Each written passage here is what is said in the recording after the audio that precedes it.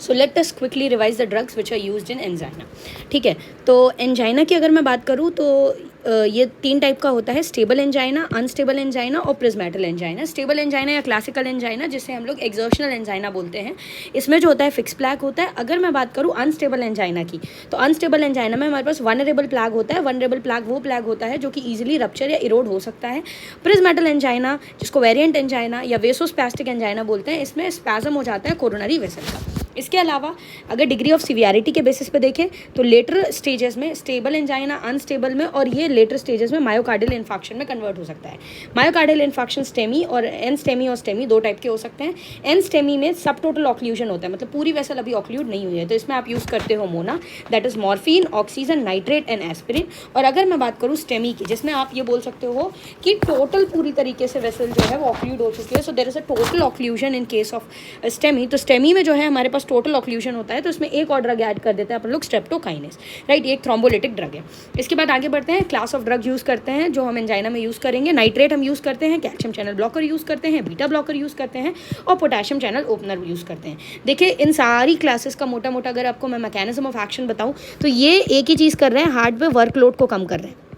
तो जब ये हार्ट पे वर्कलोड को कम कर रहे हैं तो बेसिक मैकेनिज्म ये होता है कि वेसोडाइलेशन करके हार्ट पे वर्कलोड को कम करते हैं। ठीक है, जैसे अगर मैं नाइट्रेट्स की बात करूँ तो नाइट्रेट्स जो होते हैं बेसिकली एल्डिहाइड डिहाइड्रोजिनेस के कारण नाइट्रिक ऑक्साइड में कन्वर्ट होते हैं। ये नाइट्रिक ऑक्साइड साइक्लिक जीएमपी का लेवल बढ़ाएगा, साइक्लिक जीएमपी प्रोटीन काइनेज का लेवल बढ़ाएगा।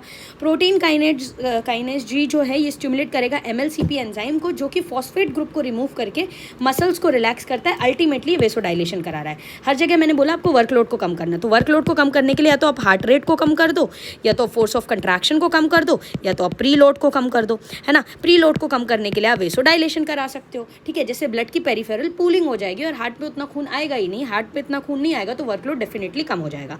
ठीक है, तो कैल्शियम जो नाइट्रेट्स हैं वो वेसोडाइलेशन के थ्रू काम करते हैं। फिर कैल्शियम चैनल की बात करूँ तो हमें यहाँ पे एल टाइप के कैल्शियम चैनल ब्लॉकर्स को यूज़ करना है, जो कि वेसोडाइलेशन का, इसका भी वही मैकेनिज्म ऑफ एक्शन है। बीटा ब्लॉकर की बात करूँ तो 2 चीज़ करेगी, फोर्स ऑफ कंट्रैक्शन को कम करते हैं और हार्ट रेट को कम करते हैं। सेम मैकेनिज्म वर्क को कम कर रहे हैं। ठीक है, इसके अलावा बात करूँ पोटेशियम चैनल ओपनर की, तो हम इसमें पोटेशियम चैनल को ओपन करते हैं। पोटेशियम चैनल अगर ज़्यादा ओपन होंगे, पोटेशियम की अवेलेबिलिटी ज़्यादा होगी तो हाइपरपोलराइजेशन होगा। हाइपरपोलराइजेशन होगा तो अगेन ये वेसोडाइलेटरी ड्रग की तरह काम करते हैं। तो again same thing, we are intended to do vasodilation. आगे बात करूँ अगर मैं ड्रग्स की स्पेसिफिकली, तो नाइट्रेट्स में हमारे पास nitroglycerin, isosorbide dinitrate, mononitrate, PETN and amyl nitrate आती है। L type calcium channel blocker की अगर मैं बात करूँ तो इसमें 2 क्लासेस हैं मेनली। एक क्लास होती है डिल्टियाज़म और विरापेमिल की। जो डिल्टियाज़म और विरापेमिल है ये 2 चीज़ करेगी। नंबर 1 ये हार्ट रेट को कम कर रही है, नंबर 2 ये बीपी को कम कर रही है। तो डिल्टियाज़म और विरापेमिल दोनों चीज़ों को कम कर रही है, हार्ट रेट और बीपी को।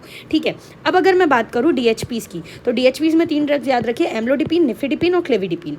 ये जो है मेन काम क्या होता है इनका, एम्लोडिपिन, निफिडिपिन और क्लेविडिपिन का, ये हार्ट रेट को इंक्रीज़ करेगी, right, so it is causing tachycardia, and ये बीपी को कम करेगी। तो बीपी को दोनों कम कर रही है, पर डीएचपीज़ जो है ये टेकिकार्डिया कराती हैं। तो इसमें जो निफिडिपिन और क्लेविडिपिन है ये फास्ट एक्टिंग ड्रग्स हैं, जिसके कारण ये एंजाइना को प्रेसिपिटेट कर सकती हैं। इसीलिए आप लोग निफिडिपिन और क्लेविडिपिन को एंजाइना में नहीं यूज़ करते। एम्लोडिपिन की बात करूँ तो ये कंपैरेटिवली स्लो एक्टिंग है। हमारी बॉडी को इतना टाइम मिल जाता है कि रिफ्लेक्स मैकेनिज्म्स एक्टिवेट हो जाए और कंपेंसेशन होने लगे, इसलिए हम लोग एम्लोडिपिन को तब तक यूज़ कर सकते हैं। अगर मैं बात करूँ बीटा ब्लॉकर्स की, तो हम सेलेक्टिव बीटा ब्लॉकर्स को प्रेफरेबली यूज़ करते हैं, नॉन सेलेक्टिव को नहीं यूज़ करते। सेलेक्टिव में मेटाप्रोलोल और एटिनोलोल आप याद रखो। पोटेशियम चैनल ओपनर की बात करूँ तो इसमें हम लोग निकोरेंडिल को यूज़ करते हैं। ये एक ओरल ड्रग है निकोरेंडिल, और नाइट्रिक ऑक्साइड का रिलीज़ करवा रहा है, वही चीज़ है वेसोडाइलेशन कराएगा। मैकेनिज्म ऑफ एक्शन कुछ नए ड्रग्स का देखते हैं। इसमें हमारे पास फ़नी करंट ब्लॉकर्स आते हैं, है ना। ये फ़नी करंट ब्लॉकर्स जो हैं, इसमें एग्जांपल आप याद रखो इवाब्रेडिन का। इवाब्रेडिन क्या करेगा, ivabradine is basically it is blocking the hyperpolarization of the sodium channel. So sodium channel के हाइपरपोलराइजेशन को रोक रहा है, अल्टीमेटली ये ब्रेडिकार्डिया करा रहा है। मैंने बोला हार्ट रेट कम कर दो या वेसोडाइलेशन करा दो, तो इवाब्रेडिन हार्ट रेट को कम कर रहा है। ठीक है, तो हार्ट रेट को कम कर रहा है, ये विजुअल एक्टिविटी को भी कम करता है। रो काइनेज इनिबिटर में हमारे पास 2 ड्रग्स हैं, फेसिडिल और निटासुडिल। निटासुडिल को आप लोग ग्लोकोमा में यूज़ करते हो। फेसिडिल की बात करूँ again it is causing vasodilation. Fatty acid oxidation inhibitors की बात करते हैं। देखिए क्या होता है, हमारी पूरी बॉडी में हमें पता है ग्लूकोज को यूज़ करते हैं हम मेटाबॉलिज्म के लिए, तो ग्लूकोज ऑक्सीजन मिल करके एटीपी बनाते हैं। पर हार्ट जो है what is it doing, it is using fatty acid, है ना, फैटी एसिड और ऑक्सीजन मिलकर के हार्ट में एटीपी बना रहा है। तो फैटी एसिड जो है ये पुअर फ्यूल होता है और बहुत सारा ऑक्सीजन कंज्यूम कर जाता है। तो ये फैटी एसिड ऑक्सीडेशन इनहिबिटर्स क्या करते हैं, ये हार्ट में ग्लूकोज से ऑक्सीडेशन को प्रमोट करवाते हैं, फैटी एसिड वाला ऑक्सीडेशन को इनहिबिट कर देते हैं, ठीक है। और ग्लूकोज बेटर फ्यूल होता है as compare to fatty acid, मतलब उतने ही एटीपी को एक कम ऑक्सीजन यूज़ करके बना सकता है, एक ज़्यादा ऑक्सीजन यूज़ करके बना सकता है। तो name of the drug is trimetazidine and ranolazine, ठीक है। तो that is what you have to remember. Ranolazine is also a blocker of sodium channel, ठीक है। अब अगर मैं बात करूँ समरी टेबल की, तो समरी टेबल ये है कि जो आपका नाइट्रेट्स हैं बेसिकली, इसमें भी नाइट्रोग्लिसरीन और आइसोअर्बाइड डाइनाइट्रेट ये ड्रग ऑफ चॉइस होते हैं अक्यूट एंजाइना के अटैक के लिए और वेरिएंट एंजाइना के लिए, ठीक है। सो अक्यूट अटैक के लिए यूज़ हो सकते हैं, वेरिएंट एंजाइना में भी we could use this, right.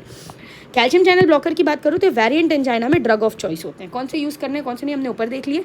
Beta blockers की बात करूँ तो ये स्टेबल एंजाइना में यूज़ होते हैं, क्लासिकल एंजाइना में यूज़ होते हैं, वेरिएंट एंजाइना में नहीं यूज़ करोगे। स्पेसिफिकली जो नॉन सेलेक्टिव बीटा ब्लॉकर्स होते हैं, क्योंकि non selective beta blockers alpha 1 receptors पे भी काम करेंगे। अगर वो अल्फा 1 रिसेप्टर्स पे काम करेंगे तो वेसो कंस्ट्रिक्शन कराएगा, और वेसो कंस्ट्रिक्शन अगर होगा तो वेरिएंट एंजाइना हो ही रहा है वेसोस्पैज्म के कारण, तो आप इसको क्या कर रहे हो, आप इसको और प्रेसिपिटेट कर रहे हो, ठीक है। So that is why we use selective beta blockers, for example atenolol and metoprolol. Thank you.